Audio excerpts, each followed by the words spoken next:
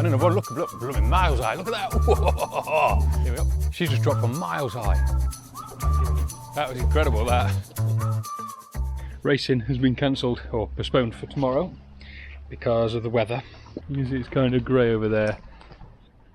We're meant to be getting some thunderstorms today, but they haven't materialised so far here. So I thought I'd let the young birds out anyway and try and start to get them fit. These guys just catching their breath. Quite hot. When the threat of hawks swooping down and killing the pretty little young birds has diminished somewhat in May, watching them learn to fly is actually quite fun.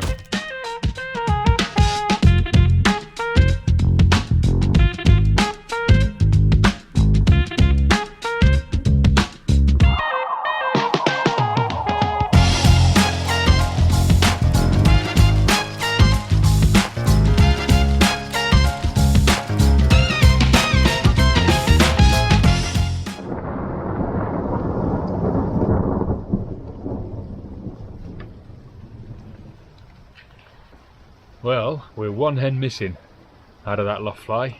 They all came back an hour ago and one's disappeared, and this is what's happened to the weather. We just had some pretty hefty size hailstones as well, so I'll keep my eyes posted. I'll keep my eyes peeled and keep you posted. Late Friday afternoon, and I have to get the yearling team in the baskets. I know some fanciers will pick and choose which birds to send to the races, but if any of mine are free of injury or illness and they can fly, they'll be going.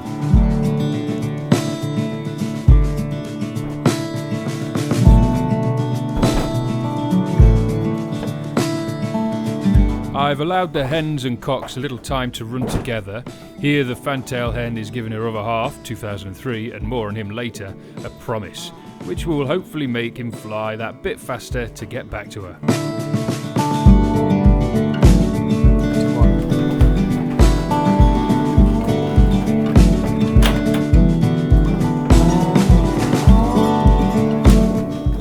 Less fighting please, guys, come on.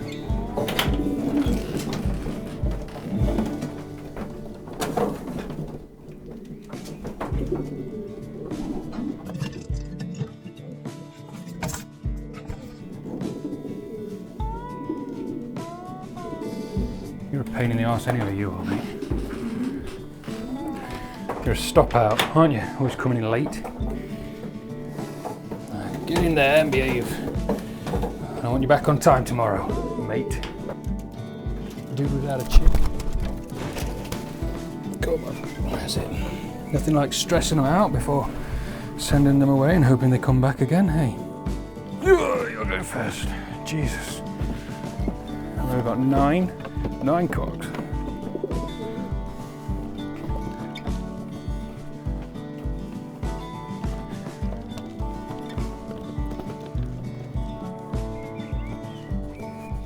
Right, now, because it's miserable weather and raining, I'm going to take Corenza's car, not mine, the Polo, because it doesn't deal very well with the rain, with the window wipers, pretty much non-existent.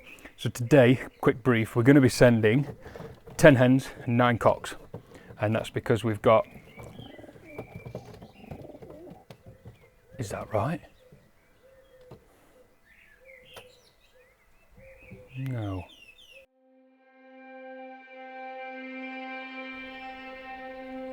Last year, when the young bird team had a strange illness, there was one bird I was determined to try and save. Major problems in the loft. We've definitely got young bird sickness in a big way. This one's the worst. We've got some medication in there. That one just looks, its eyes are drooping. So here he is. This is 2003. And he came fourth in the federation, and I think there was about 1,500 birds in that race with an easterly wind, so he's done really well. I was really quite impressed with it, and yeah, he's looking pretty good. He was on death's door. Last year, as a young bird, he was in the isolation for about 2 weeks because he was just in such a bad way from young bird sickness. He'd lost a lot of weight, but we kept him alive with some medication and kept him separated, to make sure he was hydrated. I was syringing liquid and antibiotics into his crop, directly into him, because he just wasn't drinking, he wasn't eating, and I kept him alive. And while other people would have said not to bother, and I kind of thought I probably shouldn't bother, but we were running out of young birds, and we had space for him, so I kept going. And then I tried getting him to rear. I paired him up with the fantail, and I got him to rear someone else, another pair's bird chick, and it died. So I thought, well, it's probably just passing on some bad bacteria that he's got, or pathogens. So then I gave him a second chance with 1983's bird eggs from her second round, and he managed to rear them both. So they're now in the young bird loft. So he's done a good job. He's reared as a young bird, as a yearling. He's reared 2 chicks, and he came fourth in the federation from back, from where he was. So well done, bird. We're going to Aycliffe tomorrow, which is just about a mile and a half further than Darlington that we did last year. It's pretty much the furthest we've ever been, so it's starting to get a little bit more interesting now. I've never been over 100 miles, which should be next week, so quite looking forward to that one. But let's get tomorrow out of the way first. We're going to be sending 10 hens and 10 cocks, and we're going to hopefully do all right. The weather now is like this, just grey and miserable and wet, but hopefully tomorrow it should be quite sunny, especially by the afternoon, so like a midday maybe, with a bit of a northerly, possibly a bit of west in the wind, so that generally should suit us.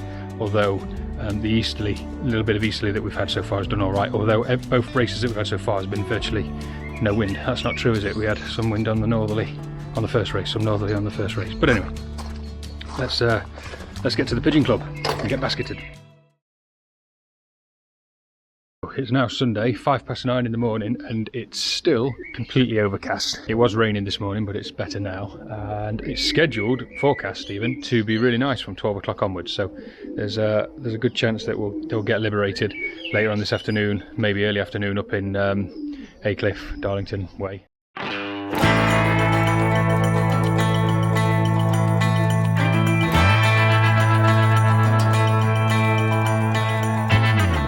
Whilst I await a call from the club secretary to tell me the birds have been liberated and the race has begun, I run through the jobs that need doing every race day. Firstly, I have to untangle the cables to the clock system that I hastily shoved away the previous weekend. I roll out the electric cable since I'm poor and I don't have electric in my loft, and I perform the checks to make sure everything is working, as this will be the race stopwatch and official record. Then it's on to the glamorous job of scraping shit from the V-perches and scraping shit off the floor. Clean off any crusty detritus from the water bowl and blast away any microbes with Verton S. I fill up the water bowl so the team have a nice cold drink when they return.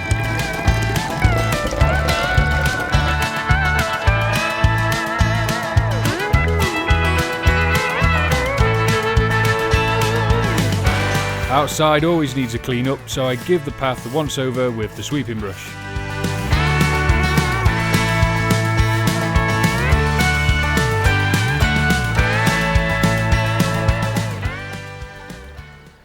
How cloudy it is. It's bloody warm. I've had to derobe.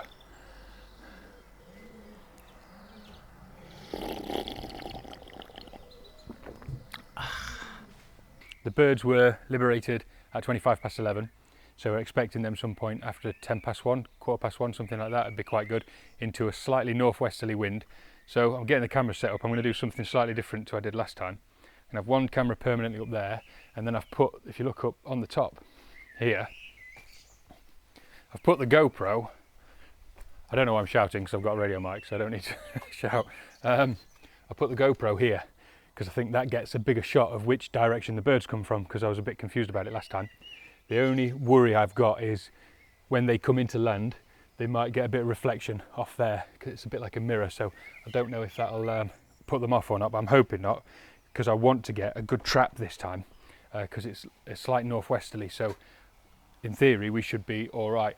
I've done a couple of things this time. I've opened up the middle bob wires on each of the traps to try and focus them through the middle of the sensor on the ETS pad, because if they go around the outside sometimes it misses them. And I've got Ryan, not Brian, hen. She's in her cage. I don't know if you can see through there. She's in her box, in box number 4. You try and zoom in, it might be too dark. And then box number 3, there's a cock there that had his tail feathers ripped out by a peregrine, I'm assuming. So I haven't sent him, but his hen's gone, so there'll be something nice for them to come back to. I've got the fantail in the basket, ready, untrained again, as per usual, because I just haven't got around to doing it. But I'm hoping that when I hold her, when I see the birds, I'll get her out, let her flap her wings a bit, let go. She'll fly directly onto the top of the aviary, which will tempt all the other birds down, because they'll all be coming. I've sent 20, so I reckon I'll get 18 or 19 in one batch, good time, straight in, and then they'll tempt her in. She will tempt them in, should I say, even though she's been a bit of a hussy, because she was with some of the other cocks while her boyfriend's away on race duty. So yeah, and then Charlie's coming over to come and watch. Are you bird whispering? Yeah, something like that. Ooh. He's hiding. Ooh. With the wife more interested in the pretty birds, I remember that I still haven't got round to training the fantail for a very important role. Yeah, that side eye. But this is meant to be pretty good conditions, but I feel like it's really muggy. It's really humid. I don't know what effect that has on racing pigeons, really. I just like to get them all in a group. That's what I'm really looking forward to, because so far we've had 1 and then 2 and then 1 and 2. I just like to see, when you look on other federation and competitions timesheets, the birds all arrive. They get like 5 or 6 a batch together, and we don't have that.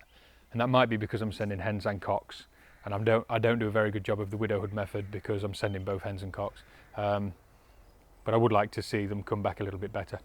As you can see, also, I've jet washed the concrete there, so it is no longer green and full of algae. And I'm going to put a yellow landing trap down, because racing pigeons apparently can see yellow really well. So I planted some dandelions in the shape of an arrow towards the loft. No, I'm going to make a yellow landing board. I think that might help. But oh, it's gorgeous now, isn't it? Really nice. So there we go. We've got about an hour left. So I'm going to have something to eat, a cup of tea, wait for Charlie to get here, and then hopefully win the federation, take top 10. That's the aim.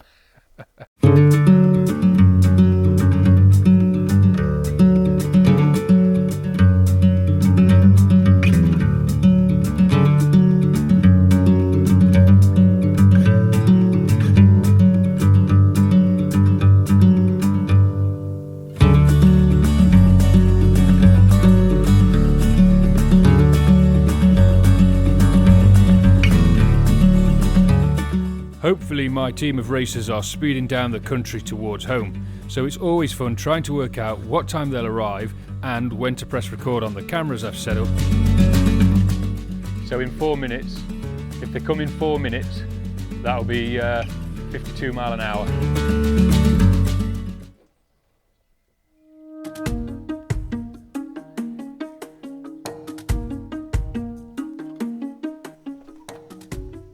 Here we are. Here it is, yeah. The first bird arrives just as I'm in the way of the landing board. Annoyingly, it looked like it was coming straight into land. Again, I'm all ready with the excuses.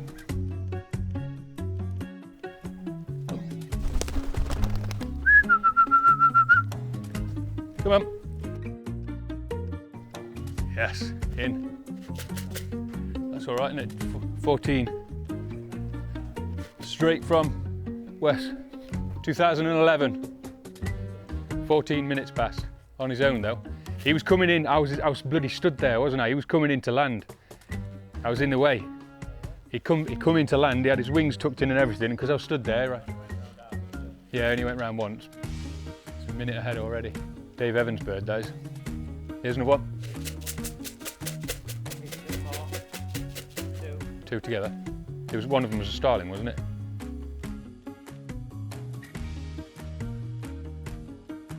Come on.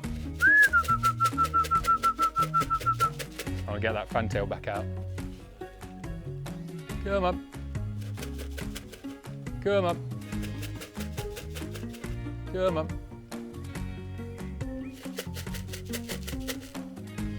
Cocks. 2 cocks.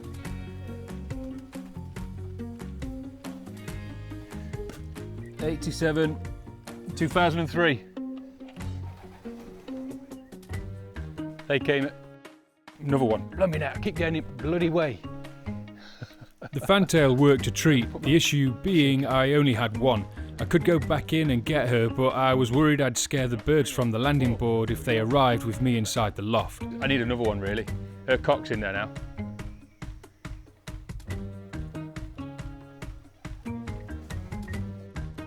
The good news is the birds were coming back better than before, and it was great to see, but I thought other than our first bird, the rest were quite far behind the race leaders. 1998 again. 2003 was second, and that came 4th in Fed last week. It comes second for us this time, but I think it was 2 minutes behind the first bird. Come on! I might get a couple more fantails, you know.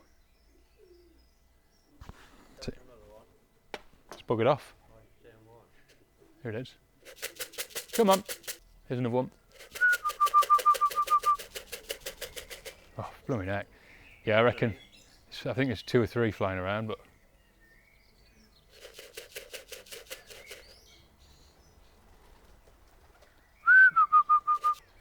come on. Come on.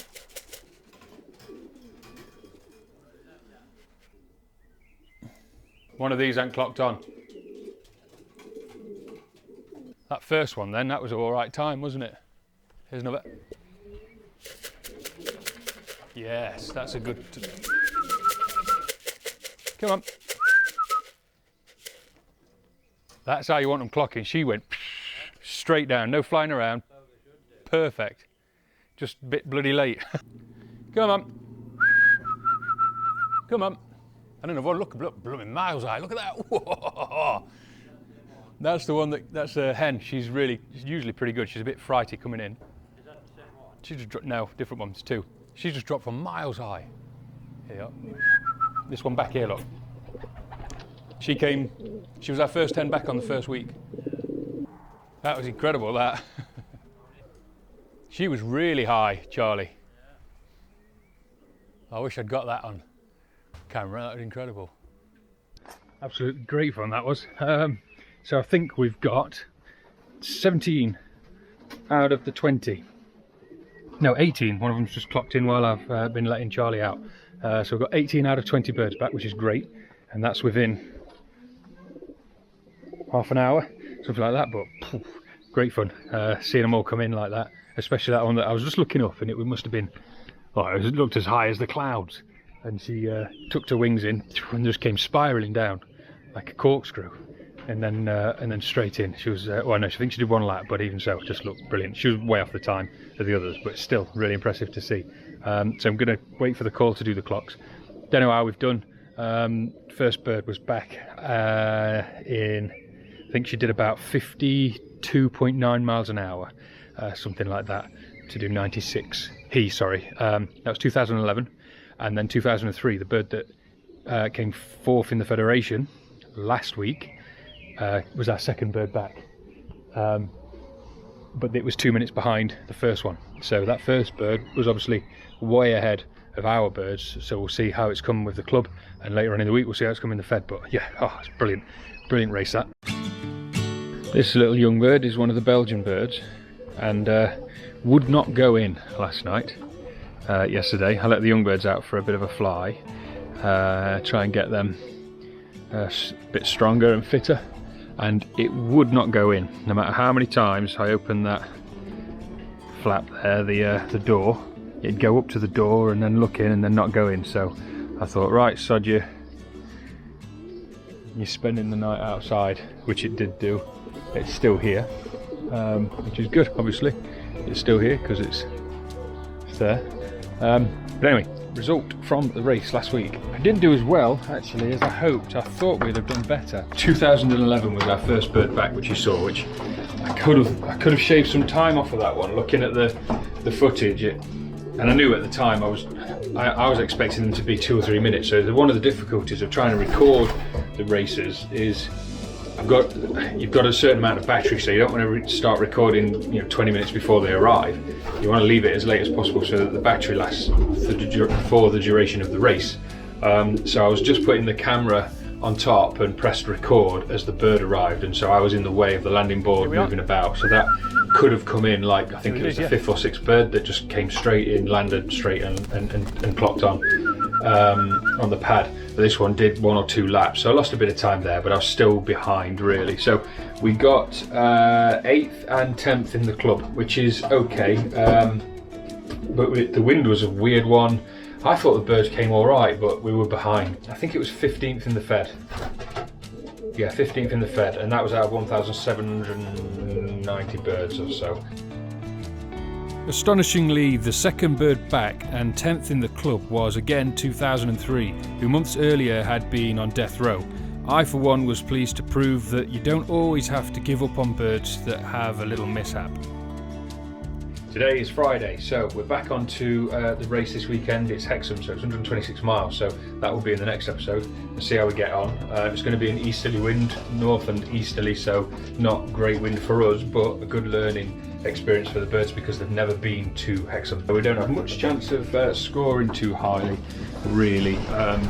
It's worth sending just because. In fact, if it's a northeasterly, it's the worst possible wind we can have because we're short, so the others that get the overfly, and it's we are the most easterly, or one of the most easterly clubs, and my loft in particular. But it's all a learning experience for them and for me, so we'll see next week.